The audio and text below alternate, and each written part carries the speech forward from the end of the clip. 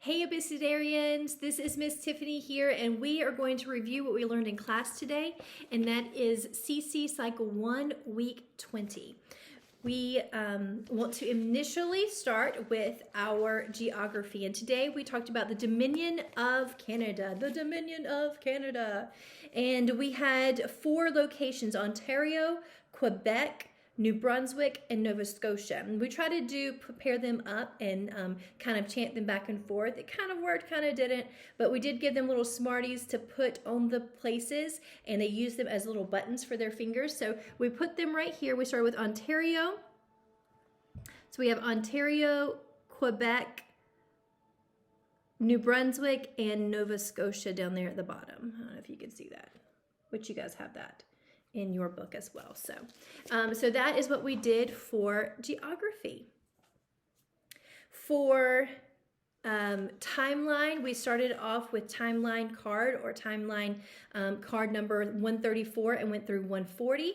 We started with Australia becomes a Commonwealth, Mexican Revolution, World War I and President Wilson, Lenin and the Bolsheviks Revolution in Russia, U.S. evangelist Billy Graham, modern period of the arts, and the Great Depression and the New Deal. So that's where we went for our timeline this week. We sang it a couple of times. We went over it.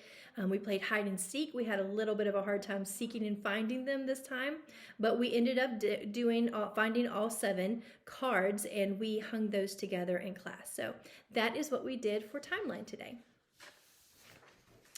For history, the statement or the prompt is, tell me about the Mexican Revolution. Circa 1910, during the Mexican Revolution, Pancho Villa and Emiliano Zapata fought the Federales for land and liberty. So what we did it's kind of a fast-paced thing, so there's a lot of hand motion, so it's just a matter of getting the kids to do it over and over again, and when they do it over and over again, they will catch on, I promise. So it says circa 1910, so do a C and then just kind of shake it, circa 1910. You can add 1910, put 10 fingers up. I found that just a little too much. So circa 1910, like this, during the Mexican Revolution, you can just kind of do a little dance there. Mexican Revolution, Pancho Villa, which is a V for, we're going to put a V for Villa, and Emiliano Zapata. So you're going to draw a Z in the air. Emiliano Zapata. Fought the Federales, so we're going to fight, we're going to punch the air, the Federales, for land and liberty. Okay? For land and liberty. So you'll do that twice at the after the first time, and then you'll do it 3 times, I think, after that. All right, here we go. Let's try it together. Week 20. Tell me about the Mexican Revolution. Circa 1910, during the Mexican Revolution, Pancho Villa and Emiliano Zapata fought the Federales for land and liberty. Okay, here we go. Circa 1910. Mexican Revolution. Pancho Villa and Emiliano Zapata fought the Federales for land and liberty. Land and liberty. Circa 1910. Mexican Revolution. Pancho Villa and Emiliano Zapata fought the Federales for land and liberty. Land and liberty. All right, so that is what we did for history. For math, we did the circumference of a circle. The circumference of a circle equals 2 times pi, in parentheses we have 3.14, times the radius. And this is our last week of the math pokey. So it goes something like this, and we just had them draw a big circle, so the circumference, go around the circumference of a circle, okay? So the circumference of a circle, so let me see if I can get this right. The circumference of a circle equals 2 times pi times radius. The circumference of a circle equals 2 times pi times radius. The circumference of a circle equals 2 times pi times radius. That's what it's all about. All right? And that's what we did. We did that a couple of times, and we had them stand up and do it. And we did not get a chance this week to review the whole math pokey, but we will definitely do that next week for sure. For Latin, we had third declension noun endings. And let me see. I have a little cheat sheet that I like to show you guys. And I'm not sure you guys can see it well. Let me see if I can pull you a little bit closer. But I have these little notes to show me, to remind me how to say them. Doesn't always work, as you guys find out. All right. But that's where they are, and that's what they look like.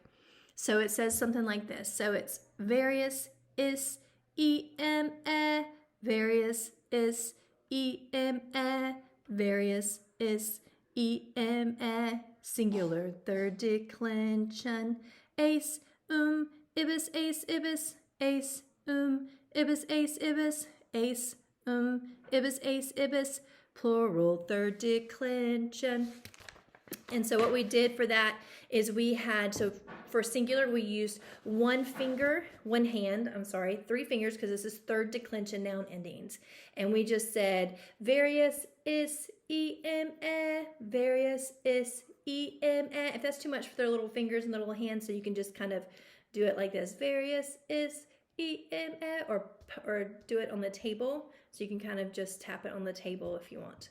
Various is, so for that was for singular. For plural, we had them do two, because plural is two or more, and we just had ace, ibis, ace, ibis, ace, ibis, ace, ibis, and then we did it that way. So we did that a couple of times, and that was our Latin today. For English, we started our linking verbs. So our linking verbs, we're going to go into those a little bit later. But a linking verb makes an assertion by joining two words. And we did it to the ants go marching. So it says something like this. And then we just marched in place in class while we did it. Because that's what ants do. Excuse me. So it says let me see here. A linking verb makes an assertion by joining two words. A linking verb makes an assertion by joining two words. And then we're going to go into those linking verbs later on. So let me do that one more time for you guys. A linking verb makes an assertion by joining two words. A linking verb makes an assertion by joining two words. Da, da, da, da, da, da, da. I know you just want to keep going. All right, so that was our English, a linking verb. For science, we had the question as to what are some parts of the atmosphere. Some parts of the atmosphere are the troposphere, stratosphere, mesosphere, thermosphere, and exosphere. And we did that to the tune of Here We Go Round the Mulberry Bush. Now, we had quite a few songs today, which you saw me kind of get confused on. Excuse me, as far as the tunes and everything. But this one is to Here We Go Round the Mulberry Bush. So it says something like this. What are some parts of the atmosphere? Troposphere, stratosphere, mesosphere, thermosphere, exosphere. So it went something like that. Let me try that again. One more time. What are some parts of the atmosphere? Troposphere, stratosphere, mesosphere, and thermosphere, exosphere. So that is our science for week 20. For our hands-on science, we talked about the layers of the geosphere, and it was a really fun project. We just were so crunched for time today for one reason or another, and it was just a little bit crazy, but I think it was also a fun project. It's actually really just, the hands-on science this week was more of a review and just kind of putting what they've seen and what they've learned, the facts that they've learned, the grammar that they've learned, into an actual project. So I think it was week 13, we learned all the different parts of the geosphere and all that stuff. So we started with core, mantle.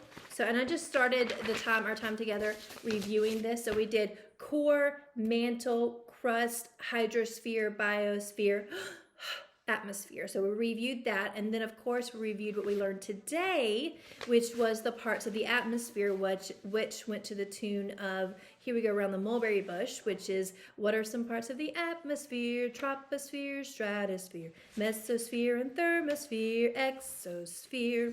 So we reviewed all of those. We talked a little bit more as to what makes up the core, and the mantle, the inner core, the outer core, the mantle, and the crust, what that looks like.